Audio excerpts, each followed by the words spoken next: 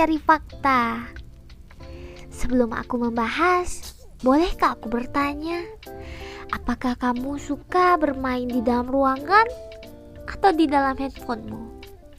Karena pada kesempatan kali ini, aku akan membahas tentang apakah bermain game dapat membuat kecanduan, fakta, atau mitos. Kecanduan bermain game dapat digambarkan sebagai kecanduan kontrol impuls. Mereka yang bermain game, apalagi game online, dapat menggambarkan ikatan emosional dengan teman-teman online dan aktivitas yang mereka ciptakan di dunia fantasi. Seseorang individu menikmati aspek game online yang memungkinkan mereka untuk bertemu, bersosialisasi, dan bertukar pikiran melalui game yang tidak mereka dapatkan pada kehidupan nyata. Pada tahun 2018, WHO secara resmi mengatakan kecanduan game adalah bentuk penyakit atau masalah kesehatan. Banyak game online yang dapat dimainkan dengan teman-teman atau orang lain yang kita tidak kenal sebelumnya, dan secara bersama-sama bermain untuk menyelesaikan satu misi game. Saat kamu bermain game, terkadang diperlukan waktu beberapa menit hingga jam untuk menyelesaikan dan memainkannya. Dapat mengembangkan rasa kewajiban dan loyalitas satu sama lain. Hal ini dapat lebih menarik pemain untuk terus bermain.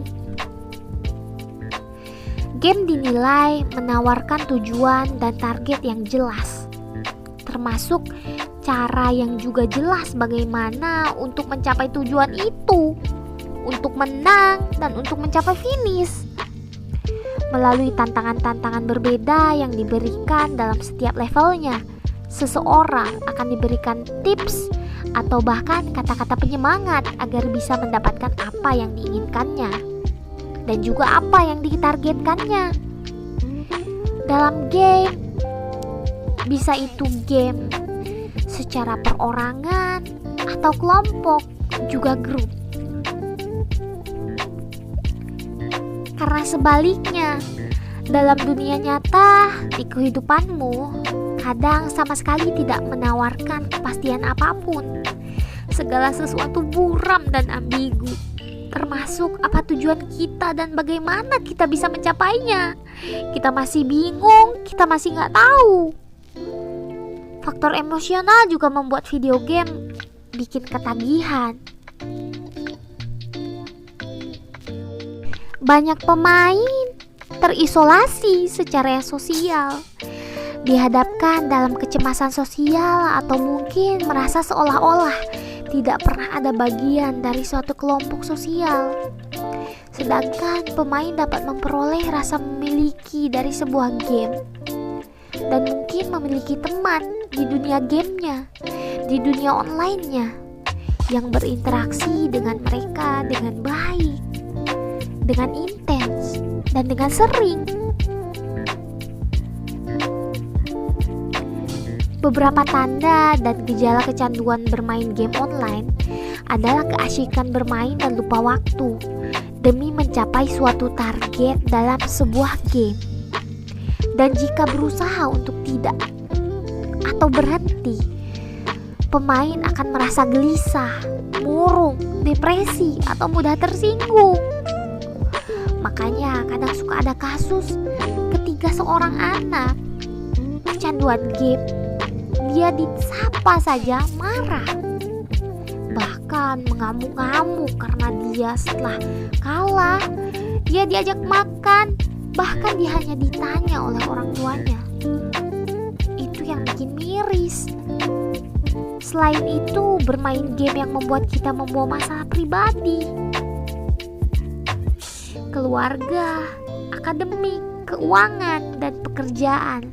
Gangguan dalam hubungan terjadi dan mereka bermain game cenderung menghabiskan lebih banyak waktu dalam isolasi dan lebih sedikit waktu dengan keluarga atau teman.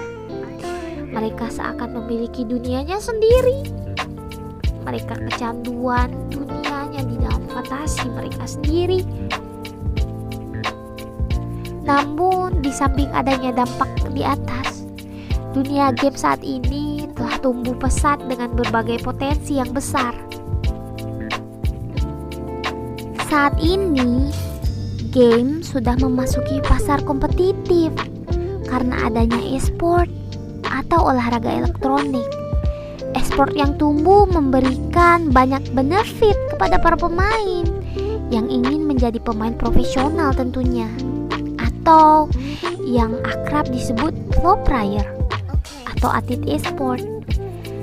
Dengan adanya motivasi itu, stigma buruk tentang game saat ini sudah berkurang dan berhasil dipatahkan. Pasalnya, game dianggap buruk karena membuat anak-anak kecanduan memainkannya. Saat ini, game sudah menjadi salah satu cabang olahraga yang dilombakan di berbagai turnamen olahraga besar seperti Asian Games. Gak main-main kan? Berbeda dengan kecanduan bermain game biasa, para pro player atau atlet e-sport bukan sekedar hobi di kala waktu senggang, melainkan bermain game sebagai pekerjaan atau passion mereka. Bermain game itu boleh, asal dalam waktu dan batas wajar ya teman-teman. Pro player aja tidak bermain game secara 24 jam terus-menerus. Masa kamu 24 jam mau bermain game di depan layar? Jadi teman-teman harus pintar-pintar memilih dan menilai mana yang terbaik untuk kehidupan teman-teman ya. Jadi bermain game kamu boleh, kapanpun kamu boleh bermain game, asal tidak mengganggu aktivitas kamu dan tidak mengganggu waktu belajar kamu bagi yang masih sebagai siswa dan siswi. Semoga apa yang aku informasikan dapat bermanfaat buat kamu dan membuat kamu tambah semangat menjalani harimu. Stay healthy dan happy ya teman-teman. Sampai jumpa di konten selanjutnya. Tapi jangan lupa like, share, dan komen, juga subscribe ya. Terima kasih. Bye-bye.